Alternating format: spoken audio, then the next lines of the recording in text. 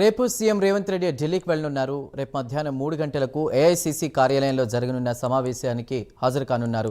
ఈ సమావేశంలో TPCC chief Mahesh Goud, ఉప ముఖ్యమంత్రి బట్టి విక్రమార్క, మంత్రి ఉత్తమ్ కుమార్ రెడ్డి కూడా పాల్గొంటారు. ఈ మేరకు ఇవాళ సాయంత్రం బట్టి విక్రమార్క, మహేష్ కుమార్ గౌడ్ ఢిల్లీకి వెళ్లనున్నారు. ఈ నెల చివరి వరకు కూడా డీసీసీ అధ్యక్షులను ఏఐసీసీ ప్రకటించనుంది. దీంతో డీసీసీ అధ్యక్ష పదవి కోసం ఆశావహులు భారీగా దరఖాస్తు చేసుకున్నారు.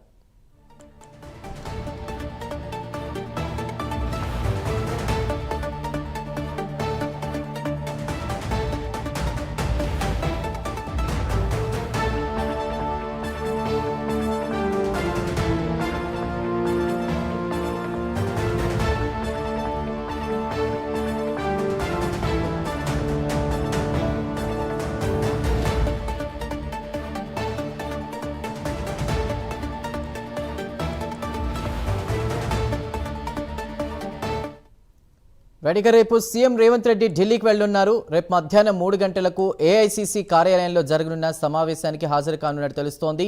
పూర్తి వివరాలని మా ప్రతినిధి అజీం అందిస్తారు. అజీం, సీఎంతో పాటు అంటే ఇవాళ ఈవినింగ్ డిప్యూటీ సీఎం అదేవిధంగా ఉత్తమ్, రేపు సీఎం కూడా ఢిల్లీకి వెళ్లబోతున్నారు. డీసీసీ అధ్యక్ష పదవికి సంబంధించి కూడా ఆశావహులు ఎంతో ఆతృతగా ఎదురు చూస్తున్నారు. మీ దగ్గరున్న తాజా సమాచారం ఏంటి?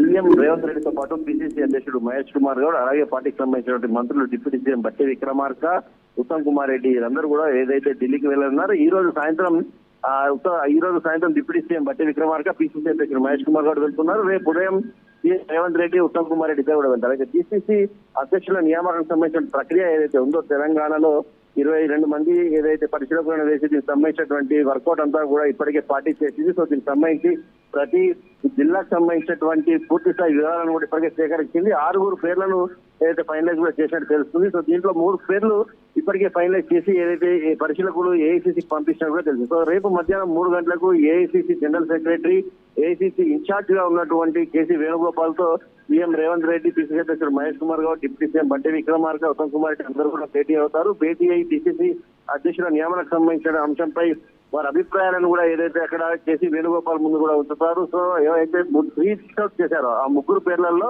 దీంట్లో ఎవరికి ఇస్తే బాగుంటుంది అనే దానిపై వారి అభిప్రాయాలను నలుగురు నేతలు కూడా ఏదైతే ఏఐసీసీ ముందు ఏదో ఉంచుతారు. సో దీనికి సంబంధించి ఏఐసీసీ సంబంధించినటువంటి నేతలు వీళ్ళ అభిప్రాయాలు విన్న తర్వాత దీంట్లో ఎవరికి ఇస్తే బాగుంటుంది, ఎవరు ఎక్కువ సార్లు తమ పేర్లు చెప్పారు, ఎవరు ఏ అభ్యర్థి పేరు ఎక్కువ సార్లు చెప్పారు, దీంట్లో అభ్యర్థి పార్టీ కోసం 5 ఏళ్ల పాటు పార్టీలో కష్టపడ్డారా లేదా, గతంలో డీసీసీ అధ్యక్షుడుగా ఉన్నాడా లేదా, క్రమశిక్షణకు సంబంధించినటువంటి చర్యలు ఈ అభ్యర్థిపై ఉన్నాయా లేవా, ఇలాంటి అనేక కోణాలు చర్చించిన తర్వాత ఈ నెలాఖరులోపు కూడా డీసీసీ అధ్యక్షుల నియామకం జరిగేటువంటి అవకాశం ఉంటుంది. కాబట్టి రేపు జరిగిన భేటీ చాలా కీలకం అన్నట్టు మనకు తెలుస్తుంది. చంద్రు.